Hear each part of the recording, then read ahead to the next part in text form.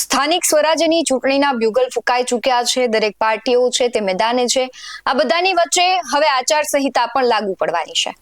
પણ ઘટના એવી થાય છે કે ધારાસભ્ય ચૈતર વસાવા છે સર્કિટ હાઉસે પહોંચે છે અને ત્યાં તેમને પ્રેસ કોન્ફરન્સ કરવામાં નથી આવવા દેતી. શું કામ નથી કરવા દેવામાં આવતી, કોણે ના પાડી અને ત્યારબાદ ચૈતર વસાવા છે શું કામ એટલા આક્રમક બન્યા, જોઈએ આ રિપોર્ટમાં. નમસ્કાર, ગુજરાત BS9 TV ન્યૂઝમાં આપની સાથે હું છું ભગવતી વિશાવડિયા. આમ તો આમ આદમી પાર્ટીના જે કાર્યકર્તાઓ છે, નેતાઓ છે, તેની અટકાયત કરવામાં આવી રહી છે અને તેને લઈને આમ આદમી પાર્ટીના દિગ્ગજો છે તે પણ ઘણા બધા સત્તા પક્ષ પર સવાલ કરી રહ્યા છે, પોલીસની કામગીરી પર સવાલ કરી રહ્યા છે.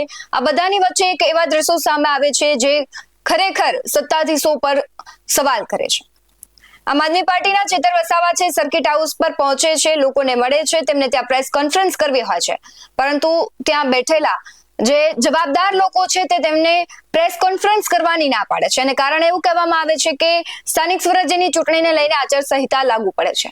આ બધાની વચ્ચે ચૈતર વસાવા આક્રમકતા સાથે તેમની સાથે વાત કરે છે અને પૂછે છે કે એવી કોઈ પણ જાહેરાત કરવામાં નથી આવી તો તમે કેમ કહી શકો કે અત્યારે તમે અહીંયા પ્રેસ કોન્ફરન્સ નહીં કરી શકો, કારણ કે જે પ્રમાણે હજુ તો ચૂંટણી છે તેની આચારસંહિતા લાગુ નથી પડી અને લાગુ પડ્યા બાદ તમે ન કરી શકો. પણ ત્યારે તેમને એ સમયે મેનેજર સાથે ઉગ્ર બોલાચાલી થાય છે અને ચૈતર વસાવા એવું કહે છે કે સર્કિટ હાઉસ તમારા બાપનું છે અને સર્કિટ હાઉસમાં કેવા ધંધા ચાલે છે એ અમને પણ ખબર છે. સાથે પોલીસ સાથે પણ તેમને બબાલ થાય છે. એ દ્રશ્યો પણ સામે આવ્યા છે, એ દ્રશ્યો પર નજર કરીએ.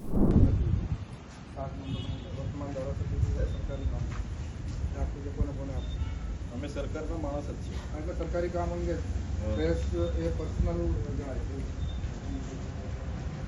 ગાંધીનગરના સર્કિટ હાઉસ વાળા નહીં મને કીધું કે તમારું પર્સનલ છે. સાહેબ શ્રી પરમ દિવસે કોંગ્રેસની એ મિટિંગ હતી, એ લોકો સરફરસ કરી હતી. મારો પ્રશ્ન મારી પાસે જે રજૂઆત આવી એવું નહીં, પણ સાહેબ પરમ દિવસે તમે આખા જિલ્લાના અહીંયા મને ત્યાં કોઈ તમે બબાલ કરી હશે, ફરિયાદ નહીં આવે, હું થોડી આવે તમને એમ કે આ કરો મારું કામ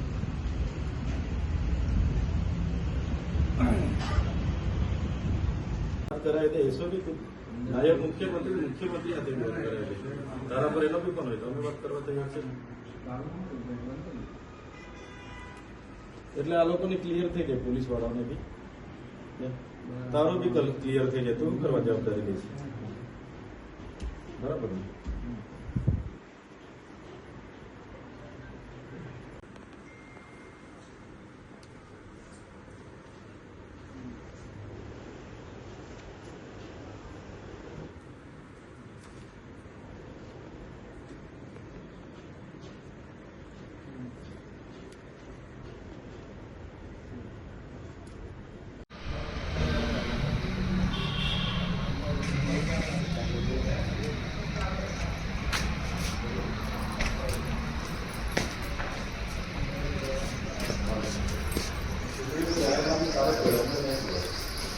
તમારા પર ચૂંટણીનું જાહેરનામું હોય તો આપી દો.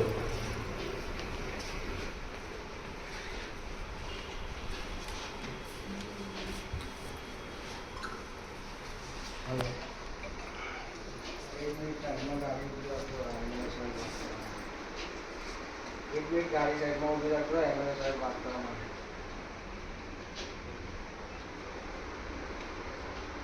એને તો બોલાવી લો. કોણ છે? કોણ છે? શ્યામભાઈ ઘાટી. શ્યામ ઘાટી મેનેજર. હા, મેનેજર. હા શ્યામભાઈ. હા નમસ્કાર. હવે આ તમારા જે સુપરવાઇઝર છે કોણ છે એવું કહે છે કે જાહેરનામું આવી ગયું છે, તો તમારા પર જાહેરનામાની કોપી હોય તો મને જરા આપી દો ને.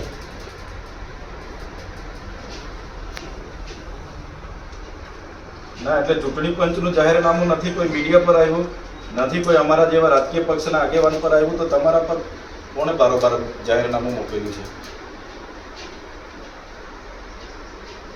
તો નથી આવ્યું તો આ ભાઈ શું કરવા કહે છે કે ઉપરથી જાહેરનામું છે ને અહીંયા તમારે રાજકીય પક્ષના ધારાસભ્ય ચૂંટણી કે આપણે રાજકીય પક્ષના કોઈ આગેવાને કોઈ કાર્યવાહી કરો.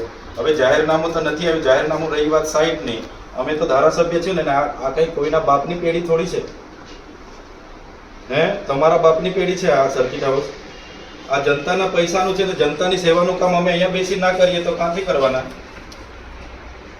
અરે પણ આ ભાઈ ના પાડે છે મીડિયાવાળા મને મળવા આવ્યા હતા, એમને કઈ રસ્તે રોકાવ્યા, પોલીસને ફોન કર્યો કે પેલા ડીવાયએસપી સાહેબ કે અમારા પર ફોન આવ્યો કે અહીંયા જાહેરના સર્કિટ હાઉસ પર મીડિયાવાળાને ચૈતરભાઈ બોલાવ્યા છે ને એમને રોકવા માટે આ લોકોએ પેલા ડીવાયએસપી સાહેબને લોકોએ તો બહાર ગેટના તાળા પણ માર્યા છે. 12 લોકો છે એમને પણ અંદર નથી આવવા દેતા. તમારી ફરિયાદ છે એવું કહે છે. તો તમારા પર ચૂંટણીનું જાહેરનામું હોય તો અમને આપી દો. અમે તો ચૂંટણી જાહેર થાય એટલે સર્કિટ હાઉસમાં અમે આવતા પણ નથી. હા તો પછી આ તમારો માણસ કહે છે ને એવું કઈ નથી તો હા તો પછી જાહેરનામું થાય પછી અમે ક્યાં આવીએ છીએ? કોઈ દિવસે મને જોઈ લો અહીંયા જાહેરનામું પડી પછી. અરે પણ આ ભાઈ કહે છે લીલા ટી શર્ટ વાળો, શું નામ છે ભાઈ? હા રોહિતભાઈ કરીને છે, એ કહે છે તમારું નામ લઈને. અને આ પોલીસમાંથી ડીવાયએસપી સાહેબ ને એમના પીઆઈઓ ને બધા આવ્યા. એમણે કીધું કે અહીંથી મેનેજરનો ફોન હતો અને અમને મોકલેલા છે, કોઈ ડીનો ફોન હતો ને એવું કે જાહેરનામું છે એવી રીતે મીડિયાવાળાને બહાર કાઢતા હતા. તો મીડિયાવાળા હું અમને મળવા આવે, અમે ધારાસભ્ય બેઠા હોય, લોકો મળવા આવે એટલે અમારે નહીં મળવાને એમ. તો પછી આ ભાઈ તમારા કહે છે ને આ ગેટ વાળું તમે પોલીસને બંધ કરાવ્યું છે કે પોલીસે એમની રીતે બંધ કર્યું છે?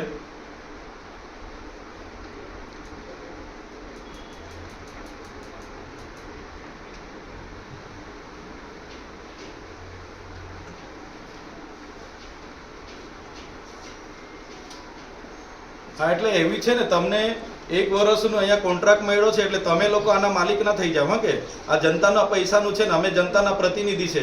જે પણ લોકોની સેવાનું કામ હશે અમે અહીંયા બેસીને કરીશું.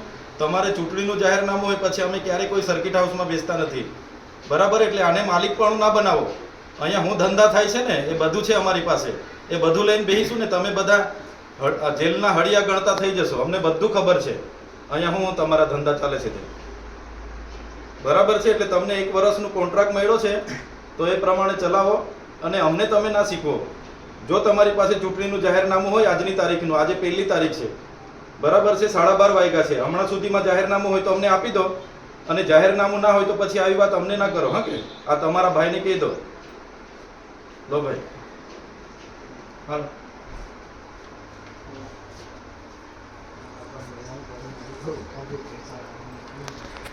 જલ્દી કરો, આ લોકોને છૂટા કરવાના છે તમારા પર. હે મારે ઓફિસે એટલે તમે જે માંગો છો તે મારી પાસે હમણાં નથી હાલમાં. હા મારા ઓફિસે એટલે નાના માટે તમે જે માંગો છો એટલે શું માંગીએ છીએ? શું માંગીએ છીએ? શું માંગીએ છીએ તો કેવું? તમે જે લેટર માંગો છો લેટરની વાત નથી કરતો. લેટર આરામથી આપજે, પણ આ ખોલજે. આ મીડિયાવાળાને મારે રજા આપવાની છે. સાહેબ મને પ્રેશર છે મારાથી નહીં. કોનું પ્રેશર છે? કલેક્ટર સાહેબનું છે, કોઈ મંત્રીનું છે, કોઈ તંત્રીનું છે, કોઈ પ્રમુખનું છે? તો કેવ અમે વાત કરી લઈએ. ઇન્સ્ટ્રક્શન છે કે નહીં પ્રેસ કોન્ફરન્સ મિટિંગ ના કરવાની. એટલે કોનું ઇન્સ્ટ્રક્શન છે? ગુજરાત સરકારનું છે કે ભારત સરકારનું છે? ઓફિસ પરથી ઓફિસ પરથી કોણ આવ્યો? હવે જેની સાથે વાત કરાવે છે એ ભાઈ તો ના પાડે છે. મેનેજર રજા પર છે એટલે એમને કોઈ ખ્યાલ નહીં, પણ મારી પર સવારના કોનો ફોન આવ્યો? એક્શનનો ફોન આવ્યો તો એક્શનનો નંબર આપી દઈએ, હમણાં વાત કરીએ. તમે સમજો પ્લીઝ. મારી મેં તો ચિઠ્ઠીનો કાગળ ભાઈ તારી સાથે મારે કોઈ લેવા દેવા નથી. જેનો ફોન આવ્યો એને કહી દે ને, અમે વાત કરી લઈએ. મારે હું તારી સાથે થોડું મારે શું કહેવા દેવા? હા કોનો ફોન આવ્યો તે કહી દે, હમણાં વાત કરી લઈએ.